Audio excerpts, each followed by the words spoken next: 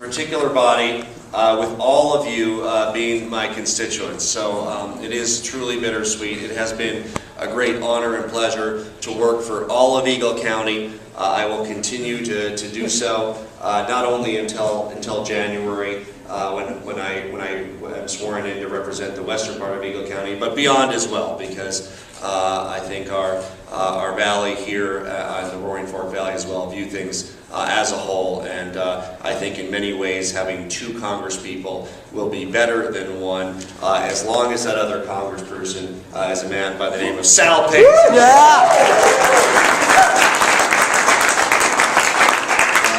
About how many of you are in the new 2nd congressional district? Second. I'm trying to see which of my friends I still get to hang out with. Thank you. Good. Well, I'm glad. And the rest of you, again, we need to work hard to elect Sal from the 3rd congressional district. We had a great day. I've been in Eagle and Summit County all day. I met with your commissioners earlier today. We visited some businesses in Summit County.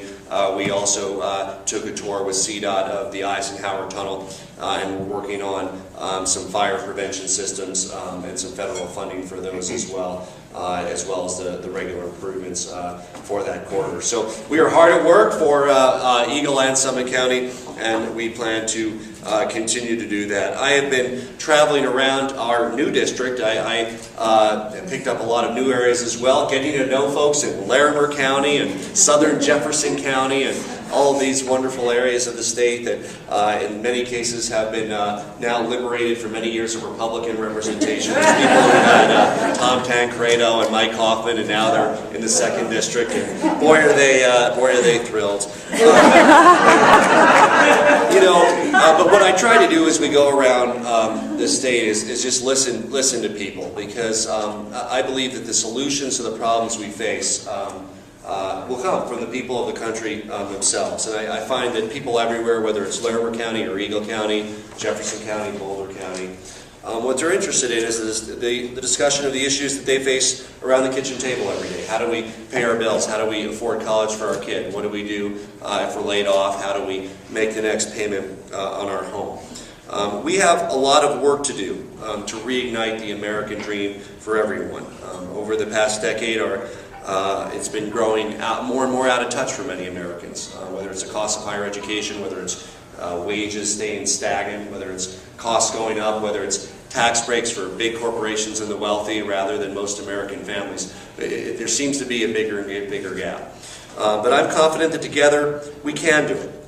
We can prevent the field from being stacked against working families. We can return real opportunity, and the real opportunity to live the American dream to every American family. And in many ways, that's what this election is about. It's about two different visions for our country. A vision that our Democratic Party has, and a vision that the Republican Party has. In the Republican Party budget, they plan to end Medicare, to get rid of that promise of health care coverage for our seniors, to replace it with a voucher that comes in as less than the actual cost of coverage for seniors. They plan to repeal the Affordable Care Act, to continue pricing discrimination against people with pre-existing conditions, to kick kids off their parents' policies before they turn 26 years old. And there's a Democratic vision, a vision that ensures that everybody has access to a first-class education in this country. You heard my good friend Angelica Schroeder speak about education. She does a great job for us in the State Board of Education, where I used to serve. And again, we have a commitment in this country to ensure that every child has access to a first-rate education. And that's a promise that we haven't met today. We all know in this country there are fine public schools and there's other schools that you wouldn't want your kid to go to. And we owe it to every family to make sure that regardless of geography, regardless of ethnicity, regardless of income levels, every child has access to that education, which is the key to opportunity in the 21st century, to make sure that they have the skills necessary to be able to compete for jobs in the 21st century. We're no longer in an era that everybody with a high school diploma can have a ticket to the upper middle class lifestyle. We had an era in our country where you could get a good, job in Detroit and working on the line and earning $70,000, $80,000 a year and retiring and getting $50,000 a year the rest of your life. There's going to be a few people that get jobs like that still. There's a few jobs like that, but that's not the growth area, and that's not where America is internationally competitive. We need our intellectual capital.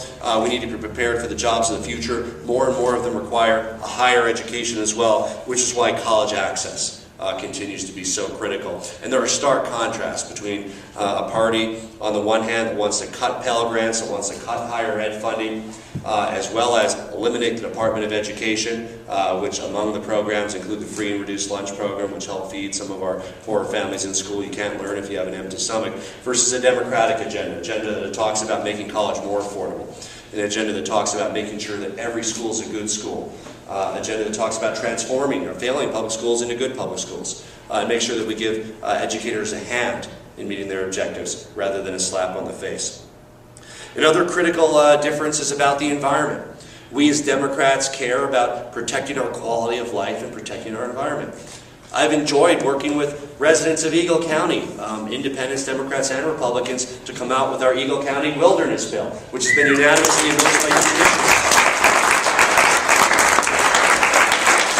And again, we have a party on the other hand that is focused on gutting and eliminating the Environmental Protection Agency at every turn, is focused at ignoring science when science doesn't give them the conclusions that they wish they would give them, and a party that continues to see protecting our quality of life and environment as something that should be gotten rid of and not as a legitimate mission of government. So we as Democrats have our values, and those are consistent with the voters of Eagle County and consistent with the voters of Colorado who care about our quality of life. I was just in Erie, in Boulder and Weld County yesterday, looking at some of the fracking going on in that area, the hydraulic fracturing for extraction of natural gas. Now, this is as President Obama and Governor Hickenlooper will talk about, an important part of our clean energy future. It burns cleaner and reduces our carbon profiles, but there are very real issues about local impact, about doing it in a way where it's not jeopardizing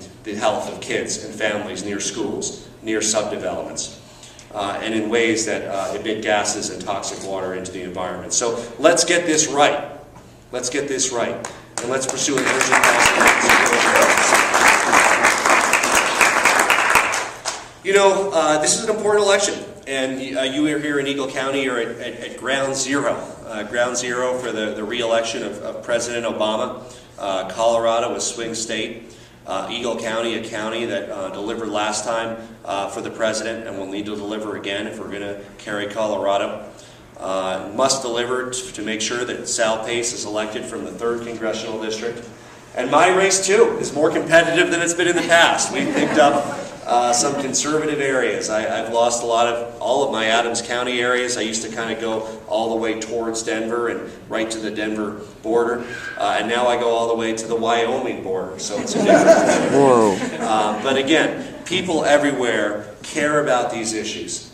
And the other party is increasingly becoming a caricature of itself, as we see them going further and further to the right during their presidential debates, and even right here in Colorado, to try to court an increasingly partisan primary electorate, rather than the vast majority of Americans that just want to see us move forward together as a country, that just want to see some common sense, some pragmatic solutions to get the economy going, protect our quality of life, make sure kids are learning in school and safe, make sure that we have an economic recovery that lifts all boats and not just a few. Those are mainstream American values, and those are democratic values. And that's what brings all of us here tonight.